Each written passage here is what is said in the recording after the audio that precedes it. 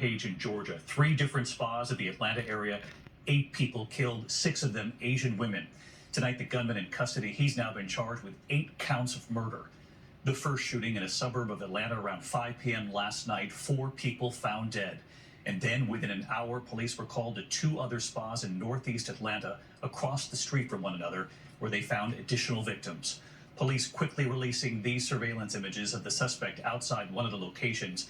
And tonight we've now learned that it was the parents of 21-year-old Robert Long who identified their own son. Police stopping him in what they call a pit maneuver on a highway 150 miles away. They believe he might have planned more attacks in Florida. The murders only raising fear among Asian Americans in this country, given what we have seen in the past year. Tonight, President Biden and Vice President Harris both weighing in on these horrific shootings. ABC's Steve Osunsami leading us off tonight from Atlanta.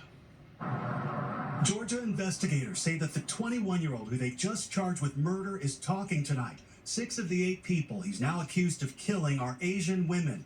And if they hadn't stopped him, police believe that Robert Aaron Long, seen here, would have continued on to Florida and gunned down more workers at similar businesses. Some guy came in and shot the gun, so everybody heard the gunshot. Around 5 p.m. Tuesday, Long was seen in this surveillance video outside Young's Asian massage parlor in the North Atlanta suburbs. Police say he walked in, started shooting, and killed 4 people, 3 of them Asian.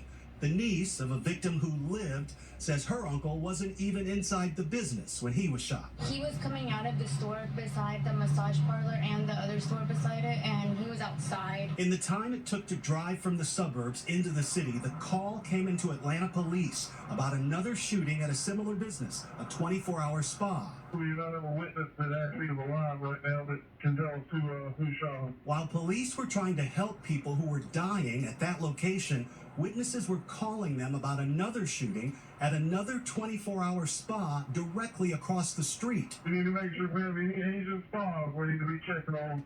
Police caught up with Long's black SUV south of the city, ran it off the road, and arrested the 21-year-old. His parents were the ones who called authorities and pointed the way. Police say they found him by tracking his cell phone.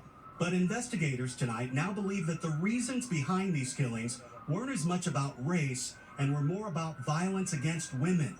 They say Long told them he was struggling with a sex addiction and was returning to punish the businesses he used to pay. He apparently has an issue, what he considers a sex addiction, and sees these locations as something that allows him to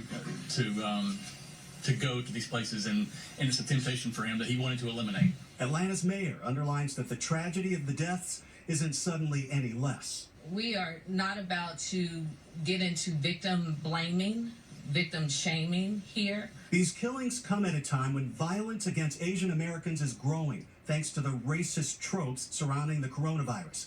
President Biden is being briefed by the FBI tonight. Whatever the motivation here, I know that Asian Americans are very concerned. The vice president, whose mother was Asian, spoke to the issue. I do want to say to our Asian American community that we stand with you and understand how this has frightened and shocked and outraged all people.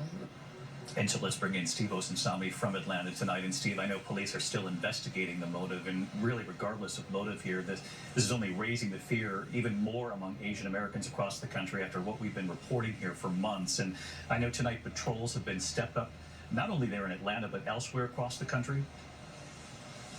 That's right, David. This is terrifying for these communities. In New York and San Francisco, they're stepping up patrols in Asian neighborhoods and around Asian businesses.